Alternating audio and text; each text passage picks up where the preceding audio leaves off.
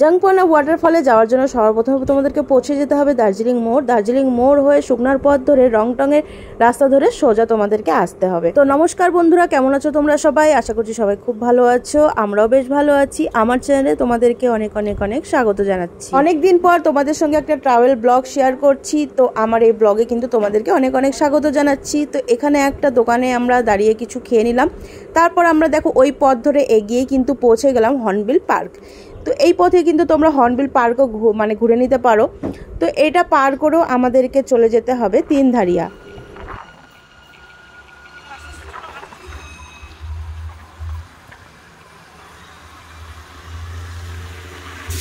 এখন আমরা পৌঁছে গেছি তিনধারিয়া। আর শিলিগুড়ি থেকে জাংপনা ওয়াটারফলের দূরত্ব হলো 45 কিলোমিটারের মতন। আর বর্ষাকালে কিন্তু পাগলাঝোড়া ওয়াটারফলের সৌন্দর্যটা কিন্তু খুবই বেড়ে যায়। আর তোমরা আসলেই কিন্তু দেখতে পারবে। তো পাগলাঝোড়া ওয়াটারফলে দেখো এখন কত জল। আর পাগলাঝোড়া ওয়াটারফলটা পার করার ঠিক পরেই কিন্তু আমরা পেয়ে যাব এখানে মহানদী বাজার। মহানদী বাজার থেকে এই যে রেল লাইনটা দেখতে পাচ্ছ, এখান থেকে কিন্তু ডান হাতে একটা রাস্তা চলে গেল। এই রাস্তা ধরেই কিন্তু আমাদেরকে পৌঁছে যেতে হবে জাংপনা ওয়াটারফলে। যেদিক থেকে আমরা ডান দিকে মুড়ে গেলাম, মানে মেন রাস্তা থেকে তোমাদেরকে জাংপনা ওয়াটারফল পৌঁছতে 4 কিলোমিটারের মতো লাগবে।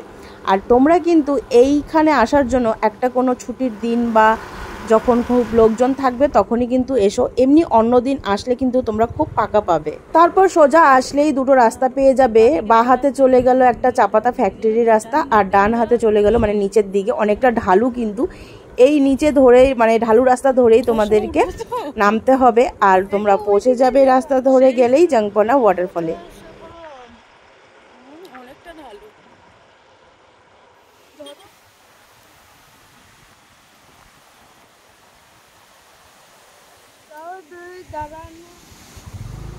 হ্যাঁ, আমরা তো এই জায়গাটা এসে গেছি। বললে যে না, এই গলিটাতে নামতে লাগে।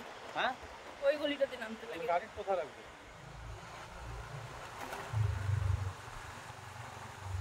আজকে কতদিন পর আসলাম ডিজিটাল।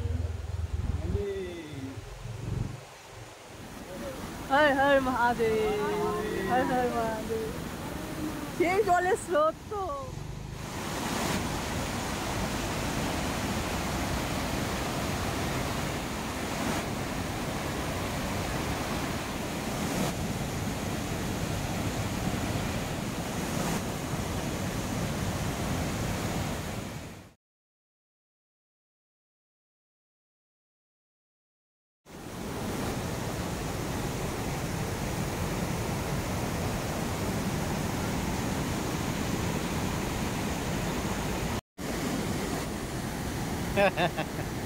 Kawasan.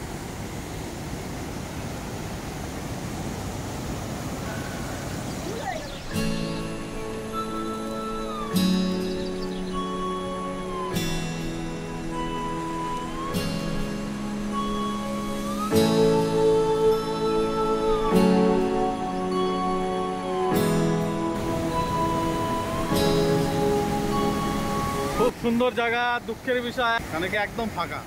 চলো তাহলে আজকের মতন এখানেই শেষ করছি। ভিডিওটা কেমন লাগলো অবশ্যই একটু কমেন্টের মাধ্যমে জানিও। আর যদি ভালো লেগে থাকে তাহলে লাইক আর সাবস্ক্রাইব করে দিও। টাটা।